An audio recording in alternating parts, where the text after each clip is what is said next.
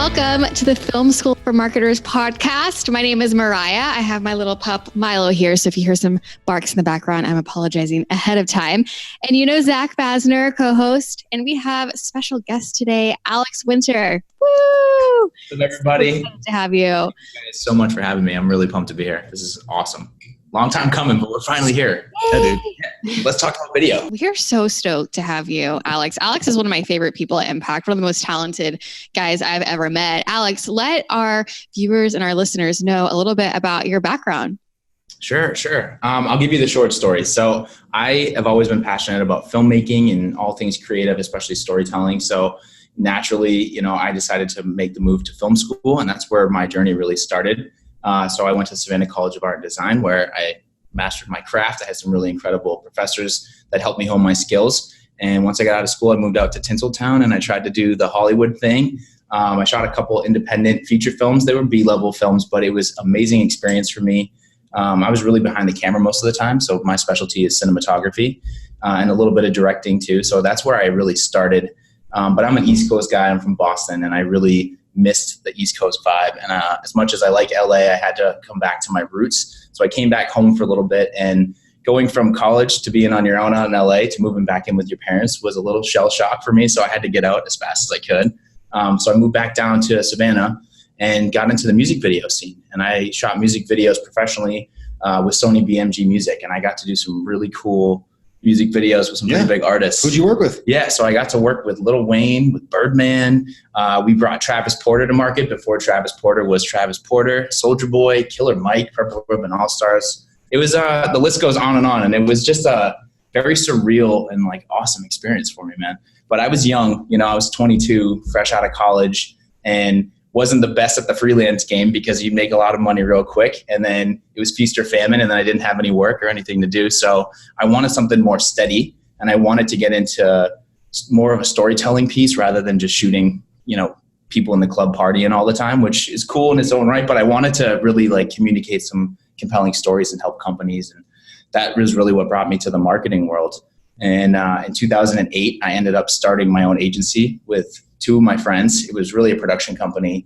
And it was just this idea that we were like, let's do it. We're young. We have nothing to lose. Let's give it a try. And that took us 10 years across a pretty incredible journey where we grew up from the three of us to 40 people across 4 offices. And I did that for a decade, starting as a producer director and growing into more of a creative director role, managing all the creative that came out of the company. So everything from web design, graphic design, social media management, public relations, you name it. So it was an amazing experience, but it got to a place where it just wasn't the right fit for me anymore. I was really looking to elevate my skills and just kind of focus more on the client experience rather than trying to make money and do that traditional advertising, Mad Men style world that I ended up being in, and made a really tough decision to break out on my own. And I did that for a few months, and it was a great check to challenge myself to go back to my roots and get back into filmmaking again. And at the same time, I had a really incredible opportunity that lined up with Impact. And actually, you were one of my first interactions with talking to Impact. You had just, we had just talked about recruiting, and you were looking to grow and scale a video department here at Impact. And, your methodology, what you and Marcus created and everything that you're doing was totally in alignment with what was always in my head about helping clients and finding ways to strategically tell stories with video rather than just creating a cool shiny object. And it just made a lot of sense. So I was hoping and praying you liked me enough that we could work together. And, fast forward a year, here we are. Yeah. It's been a crazy, wonderful, amazing ride. And it's been almost actually a year to the week that I've been here at Impact now. Yeah. Well, we are so lucky to have you. So our listeners know, obviously, we've got this awesome guy who knows anything and everything about video production. So today I wanted to talk about things that you should know when hiring a video production company, what you should keep in mind. So to kick it off, can you talk a little bit about what someone should look for in an outsourced video production partner? What are some of the main things to keep in mind? Yeah. That's a great question. And there's a lot of factors to it. And there's a lot of variables to it, to the equation, depending on your needs and what you're trying to accomplish. But on a general basis, the big thing is the quality of the work. You want to make sure that the quality of the work is there. So the production company you hire has the tools or the equipment, or at least the resources to get the equipment to really have the highest level quality of production that you can get. So the visuals, the audio, everything is really top notch, because perception in this marketplace is everything. So your touch points for video have to look and feel at the level that you want to project to your audiences. So that's number one. And then number two, I think, is strategy. A lot of video production companies, regardless of price, say that they're the best, say that they're the most creative, and have all these wonderful ideas and new things that they can bring to the table. And that's great. And even the high-end technology and camera pieces, like, that's all important. But at the end of the day, if you don't have a strategy to go directly to your customers, to enable your sales and your marketing, to tell a compelling story, it doesn't really matter what you shoot it on or who you're talking to, like that, the basis of having that direction and having a goal that you can set that's going to have measurable results is the most important thing. I mean, most people would agree, yeah, I'm going to look for quality. But what are the major things that you would look for? Right. To tell if they really are going to be quality and the production value is really going to be there? Yeah, that's a great question. And it's subjective, right? Because certain styles you may like a lot and I may not like that, and vice versa. So some of that is subjective. But I think if you're really looking at it, it comes down to framing. It comes down to how they expose and use light to tell a story. And for me, it's all about being cinematic. I love watching movies, and I think that's what sparked it for me in the beginning, was going to the theater with my mom and my dad and with my friends and being like awed and inspired by what I was seeing on the big screen. So when I look for good work, I try to find people that emulate and try to replicate that very cinematic feel, versus just like, let's throw a couple lights and a camera up with no depth of field and just kind of get it. And it doesn't matter if the horizon's crooked and maybe the framing isn't quite right and the eye lines are off, like those little things add up. And, too, audio is a big piece. I don't think people realize how much audio affects your viewing experience and how much it affects the way you interpret what you're watching. And a lot of times, more often than not, audio is an afterthought, and there's all sorts of noise in the background and you can hear AC vents going, and it pulls you out of that experience, and it affects your perception in a not positive way. So those are things that I always try to look for, that I go, could this be on a movie screen? And if I was sitting in a theater, would I be like, yeah, this definitely is on that caliber and level. That's what I usually look for and base my scale of measurement off of. I mean, it's interesting because a lot of stuff you just mentioned there is like basic stuff. So you're saying that even professional production companies out there might be screwing up these. Is that a common thing? They're screwing up even the basic stuff. Absolutely. It's the fundamentals, and a lot of production companies would be like, oh, we got the new red weapon, the Weapon Dragon 8K, and we spent $200,000 on this camera. And it's like, the camera's sick and I'm totally jealous because I want that camera. But then you put it on a tripod that's like $250 that can't support the weight of it, and the horizon's off and all your shots are crooked, and it's like, the quality's nice, but you didn't even set the shot up right. It's those fundamental principles that people tend to overlook because they're more worried about what lens or what camera they're shooting on in the tech. There's so many pieces that people probably don't think about that you've just covered, because I think sometimes people think, like, I can go just get a freelancer probably for a lot less money than I would an actual video production company. So what are, you've talked about some of the pros and cons of going with a video production company over a freelancer, but what would you say those main things are, and what someone should take into account if they're like, I need to find where my investment's going to go? Like, what makes the most sense for me? It always comes down to dollars, because if you have a budget for your marketing plan, you only have a certain amount of dollars to work within. So sometimes using a freelancer is going to make more sense because you have to be budget conscious. And there's been experiences where I found freelancers that a one-person shop, a one-man band, is so talented that he could actually carry a video better than an entire production company could, that you spend $100,000 for a production on. So it really varies and depends on how you screen these people and what type of budgets you have. And I think it was Wistia, they made that video that like everyone's been talking about, that's like $1,000, $10,000, $100,000 video, and what the differences are. And you can spend big money, and the difference between big money and the $10,000 budget, depending on who's shooting it, can be so close that to the average viewer, they won't be able to really tell the difference. So for a company or for somebody who's trying to hire along those terms, spending 100K versus 10K is a big difference. And if your budget only allows for 10K, that might be the best way to go. And it really is going to come down to the screening process. And if you're not sure about how to screen those people, I mean, Zach and Will and like Mariah, you too, I would recommend talking to a consultant or talking to somebody that maybe a friend or a colleague that has some experience screening these people to help weigh in on the decision-making process so you can make as informed of a decision as you can. Yeah. Where would you recommend if the freelancer route is like your first step? Like you need to create video, your company doesn't have the money at this point to hire a production company. Where would I go look for a freelancer? Like what's a safe spot to maybe do some research?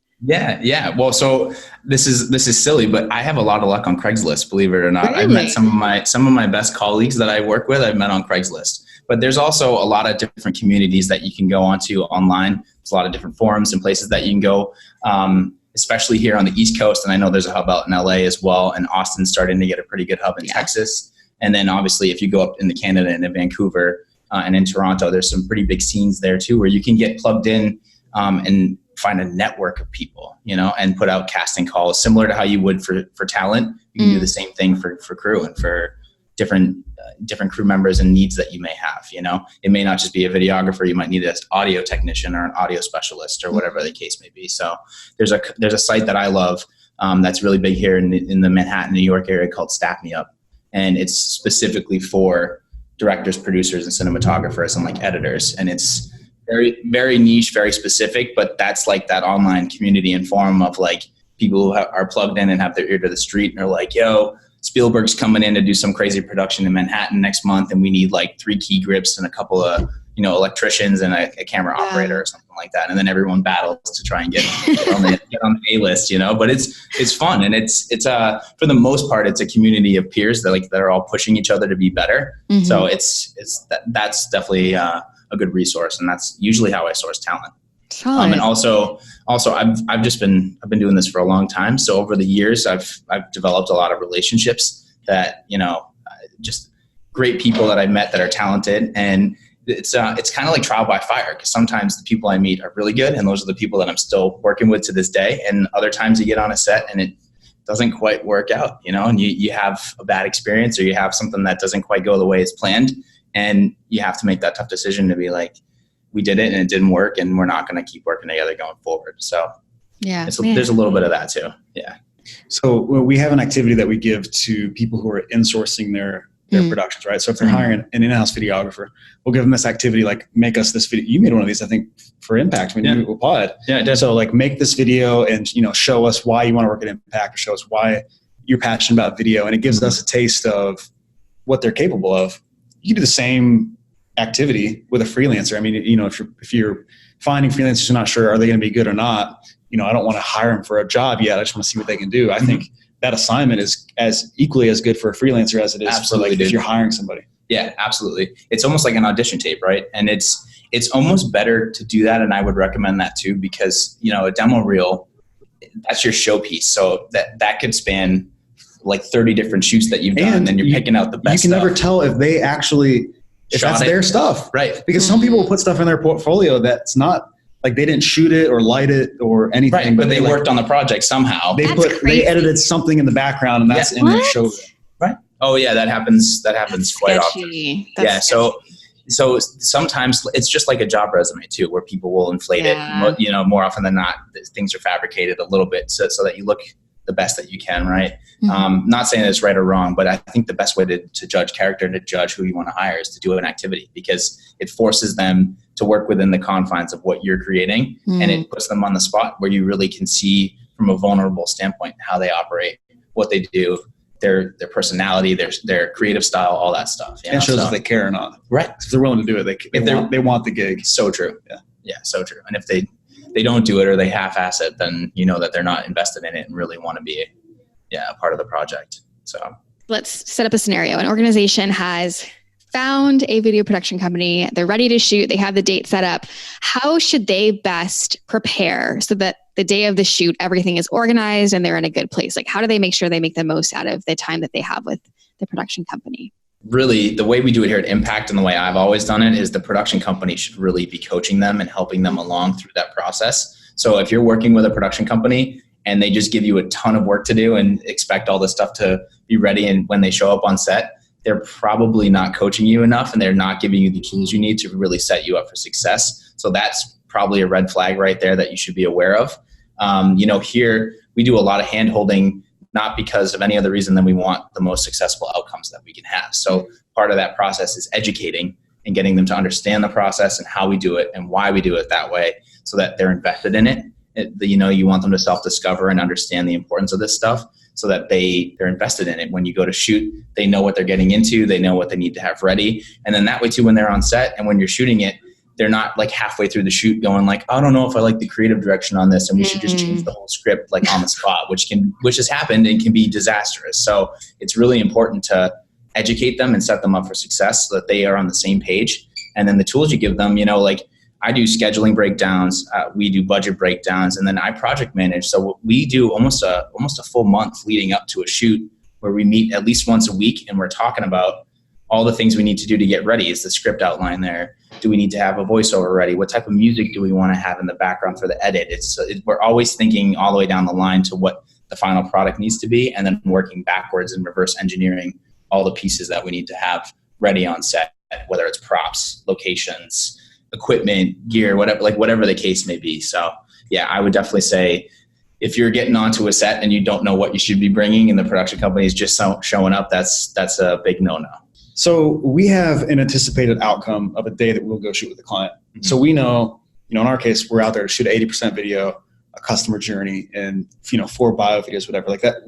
We can tell the client pretty definitively, we're going to be able to shoot this in this amount of time. Should people be wary of companies that are like charging a half day or day rate or 2-day rate or something like that, and just we'll capture as much as we can?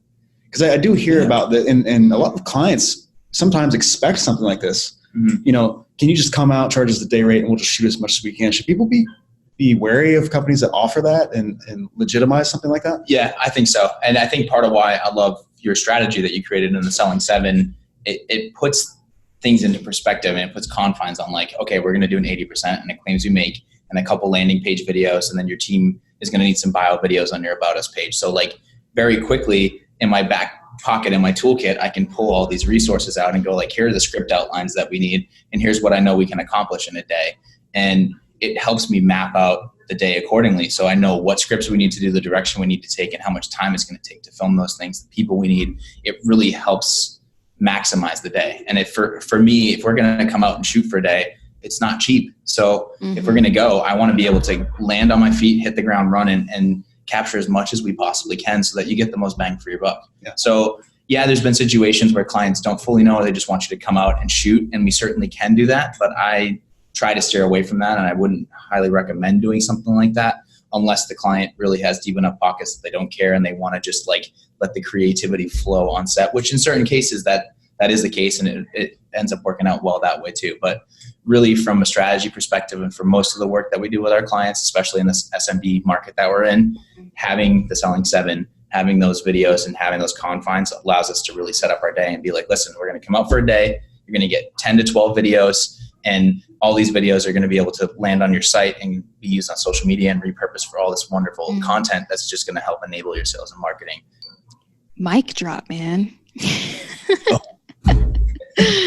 But I think part of it too is because I used to own my own business, that I have some of that mindset. So I'm thinking like, if I'm going to drop $15,000 on a 1-day production and 10 videos, $15,000, if you're a small company, that's a lot of money. So how is that going to hit my bottom line? How is that going to affect my business? Am I going to get a return on it? What's it going to do for my sales enablement? Like all that stuff comes into question. And if you're a CEO or a CMO, that's top of mind. So I think that's a really big question that you have to answer, and just being like, oh, we're really creative and we're going to create all these shiny objects for you and it costs all this money. I don't know if that's enough if I was a CMO or a CEO to be like, yeah, here's my checkbook, go for it. Yeah. Yes. One concern that I have about, obviously not the way we offer video production here at Impact, but just the nature of creative services.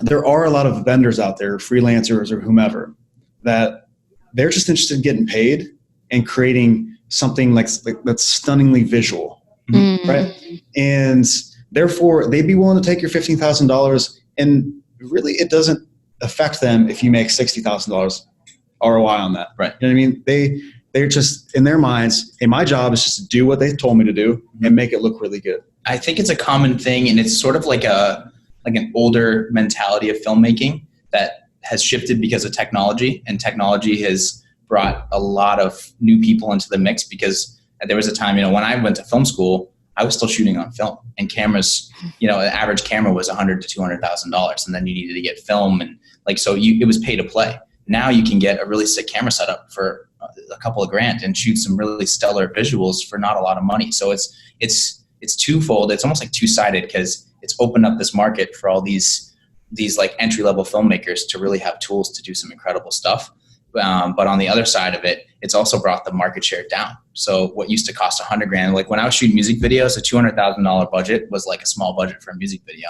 Nowadays, if you get $50,000 for a music video, it's like a big deal. So it's really shifted the industry. And to answer your question, it's like, you can do really visually creative and amazing stuff, but if it doesn't turn a profit or they don't get their investment back on the client side of it, they're not going to work with you again. So really, it's like you can make a quick buck, or you can win a client over and make huge money in the long run, and it's going to help them grow and reinvest more into you, and it's going to help you grow. And it's like those types of situations, I think, is what I'm all about. I know that's what you're all about. And I think Impact as a company, and why I'm here, is because we put that at the forefront. It's all about the client experience, and client wins over anything else. Yeah. And a lot of agencies and a lot of production companies, it's the complete opposite. And I think if we rewind back to when I started my agency in 2008, it was because I saw some atrocious stuff happening where people only cared about money. Once I saw that, it was like, this can't be how it is. I got to try to do something different.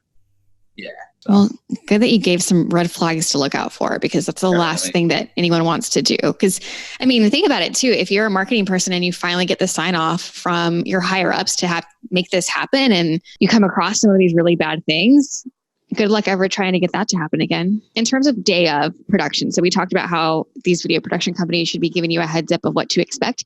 What are some hiccups that you've seen that maybe people should just be aware of for day of? Yeah. The biggest thing is time. So more often than not, especially for clients that aren't educated, they go, okay, you're going to get here at 9:00 and we can start shooting at like 9:30. Right. And most of the time people will say, yeah. Okay, cool. Perfect. And half an hour to set up, to like get on location, say hi to the clients. They probably want to give you a little walk around tour of the facility. And then by the time you actually get your gear in and start going, it's already 9:30, if not 9:45, and then you still haven't set anything up. So it's really setting those expectations of like, no, we need an hour at least to set up gear, and it takes time to change locations and to do certain things. So I always pad things out. My biggest thing is like, if I think it's going to take an hour, I tell people it's going to take an hour and a half, just so I have that extra cushion in case something goes wrong. And when you're on set, it's almost like a live event. You can plan and be the best event planner, be the best director, producer. Something is always going to go not according to plan. There's always that variable or something that you can't account for, and you have to factor that in. That's probably the best advice that I can give. And then I think other day of things too is getting people ready to be on camera. There's been a couple of times where you talk to somebody on a Zoom call or over the phone, and they're incredibly intelligent, have the best personality. You can't wait to get them on camera because they're just going to kick butt and take names because you can just see their personality. And then you set the lights and the cameras up and they're like, what happened? Yeah, they can't even get their own name out. It's like, all right, tell me who you are and what you do. And they're like, hi, what do you want me to say? And it's like, dude, say your name. That's a real thing. But it is a real thing. Yeah, it really is. And I think people don't realize the lights and the cameras. It can be daunting. It can be intimidating, even for me who's used to this stuff. So I think that's another big piece, is getting people prepped and ready. And how do you do that? So the same way that we would have like the practice exercise for people to try out as if you want to try out a production company, I sometimes will have people test and be like, just take your cell phone out, or take out, if you have like a little camera, handy cam, whatever, and actually try it and sit down and do handy cam. And do like that showed your age a little bit. Yeah, man. Oh my God. So, but yeah, it's like, practice and try it and see what it's like and see if you can do it. And then obviously I would want to see the recording too, so that we can review it together and like give some feedback and try to give them some coaching so that they understand the best ways to position themselves too. And I think we do a lot of our interviews very candidly. So we, instead of doing like a huge script where like every word is written out and like, you know exactly what to say and we pop up like a teleprompter, we try to do more interview style where we have a script outline and we keep it bulleted so that we know the topics and the direction we want to take it.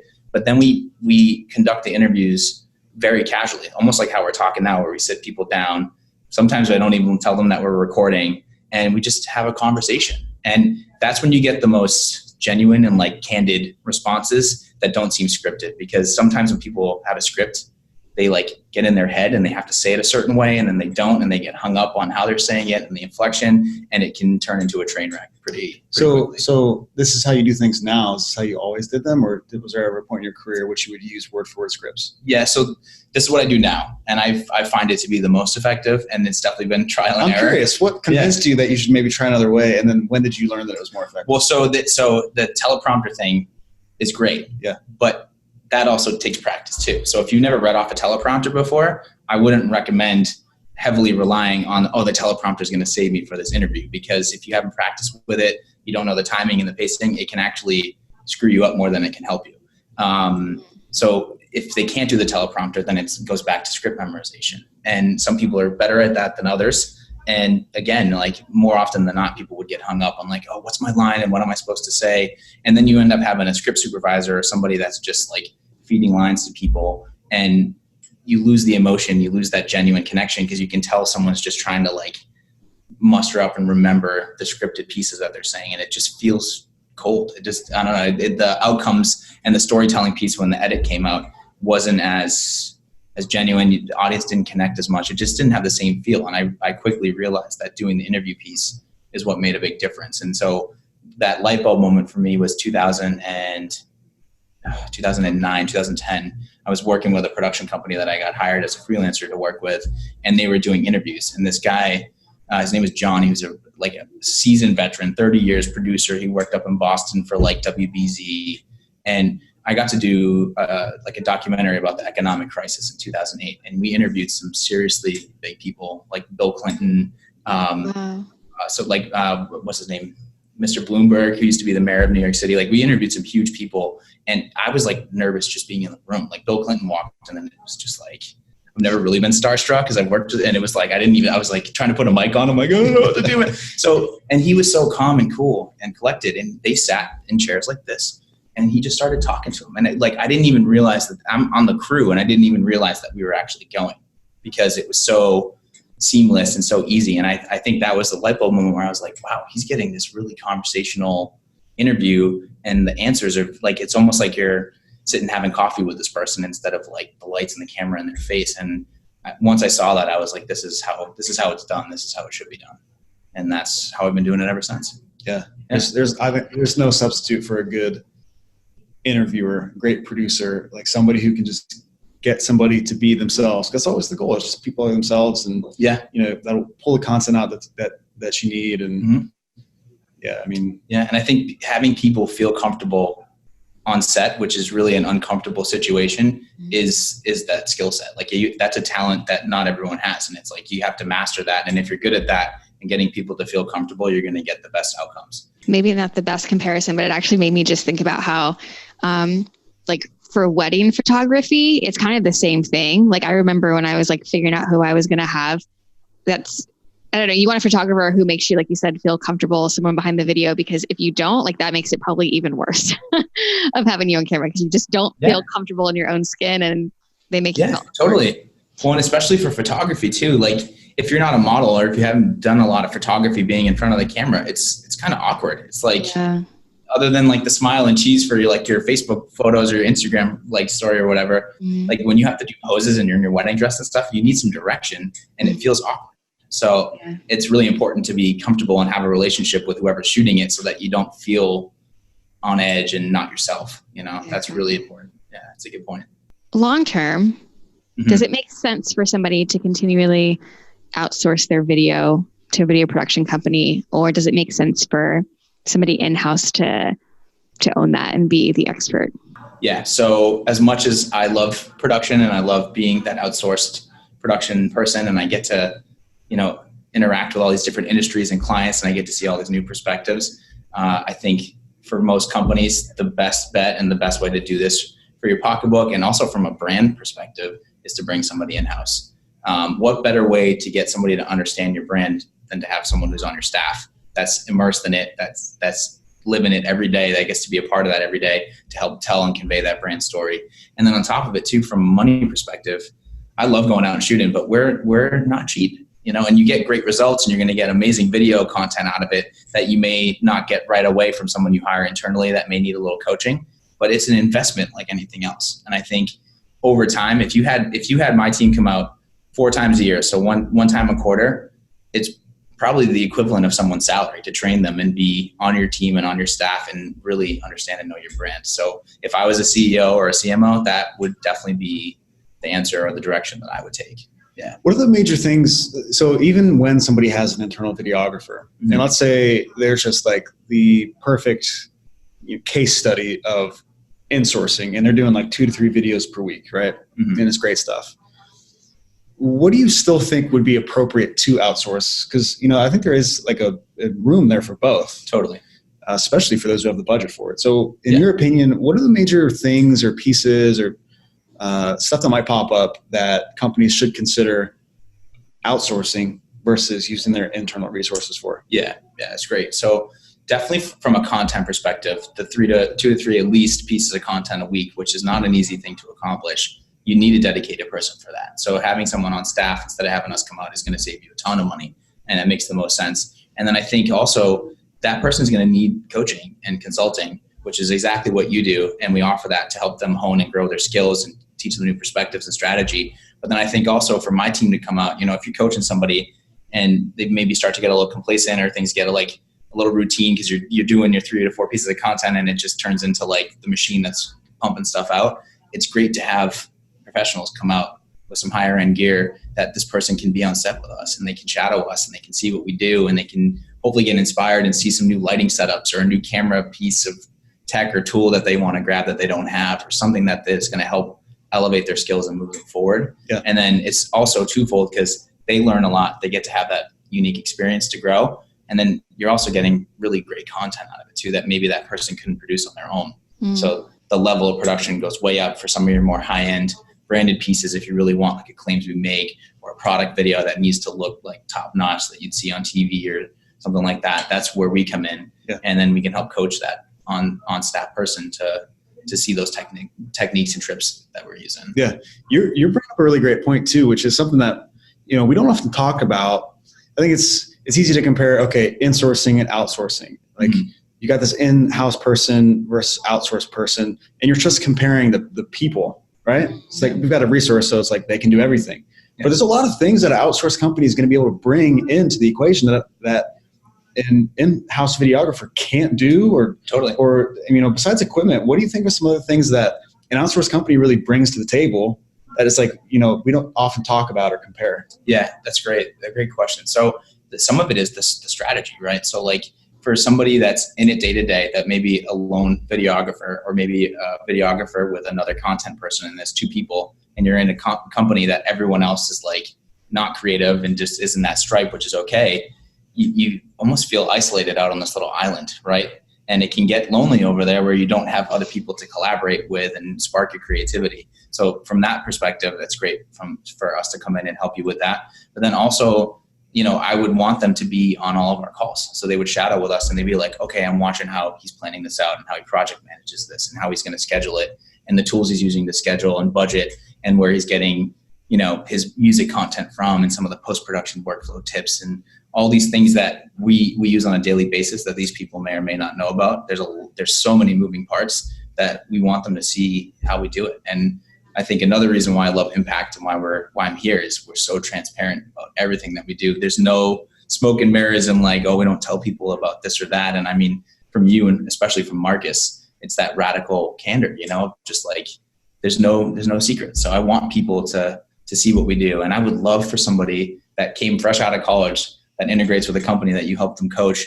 that gets them doing 2 to 3 pieces of content a week that eventually becomes so good that they're even better than I am. I would love to see that. I think that's the ultimate goal, is to help coach and train people that are, and enable them to just like really hone their skills and become the best creator that they can be. how do you think insourcing is going to affect production companies and freelancers? I mean, this recent report done by Demand Metric, they found that 50% of small to medium-sized businesses are producing a majority of their content in-house. Mm-hmm.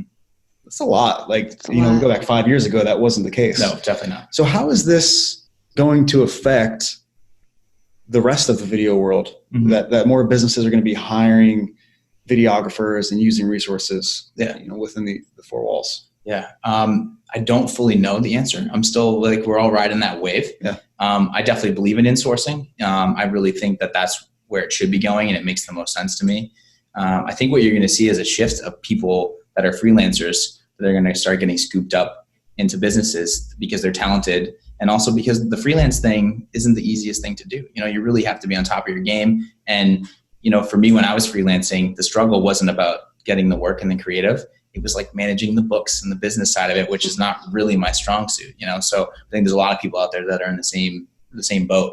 And to integrate with a company where you get a steady paycheck, get to work with great people, get to create content and keep doing what you're already passionate about is where that shift is going to happen. But then it's interesting too, because I've already started to see people that are in-house at a company for a couple of years, a year, maybe two, and they've been shooting the same stuff for the same brand, for the same industry. And they start to get complacent with it because it's just a lot of rinse and repeat, and they want a little bit more variety. So I think what you'll start to see is people that are in-house for one company, and then they start to bounce around to other companies to mix up the content that they're creating, not because the companies aren't good, but just because they want to, freshen up their reel or have a different subject matter to shoot and to talk about to keep things interesting. And I think the way that we've done things at Impact too, and what's going to happen here is that, we're understanding, and the whole reason we offer video production is we're understanding, a lot of companies are going to insource. It's great. We hope that they do. For their educational, if they ask you answer sales and marketing content, they can pull 90% of that off with an internal videographer. That can be done. And it's going to, like you said, to your point, it's going to be cheaper.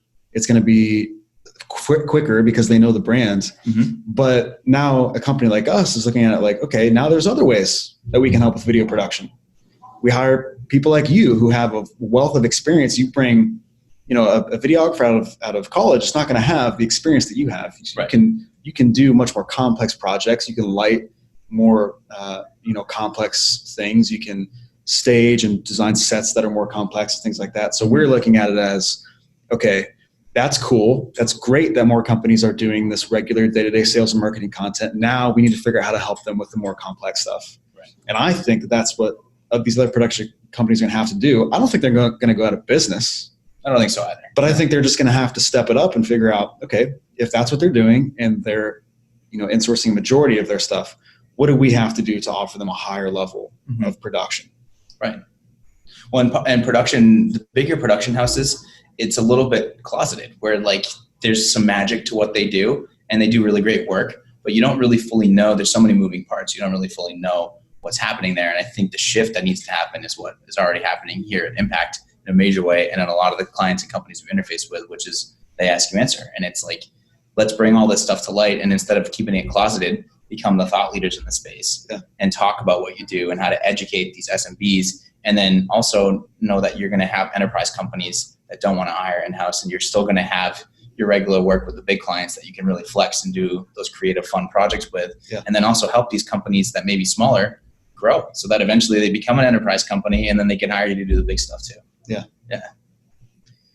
Well, dude, we're super glad you're on the podcast today. Thanks for having me. So first of all, we'll put your social media stuff in the show notes so people can connect with you. Sure. Please don't hesitate to reach out. I would say contact me directly. You can hit me up on my email, awinter@impactbnd.com. I'll put it in the show notes. Put it in the show notes. Yeah. I love talking about this stuff and I'm passionate about it. I always have been. I used to steal my dad's VHS camcorder when I was a kid, and this has been a lifelong journey for me. So if you have questions, if you need input, if you need to talk about resources or freelancers, whatever it is, just hit me up. I'd love to talk to you. Yeah, absolutely. Awesome. Well, thank you all for joining us today, all you viewers and listeners out there. We hope you learned a little bit about what you might expect if you are outsourced here in production, or just a little bit about what kind of goes into productions like that. Alex is awesome. Definitely connect with him and talk with him about any projects you got going on. And make sure you tune in next week when we talk about something other than this, which is going to be cool, hopefully. And until we see you next time, keep learning.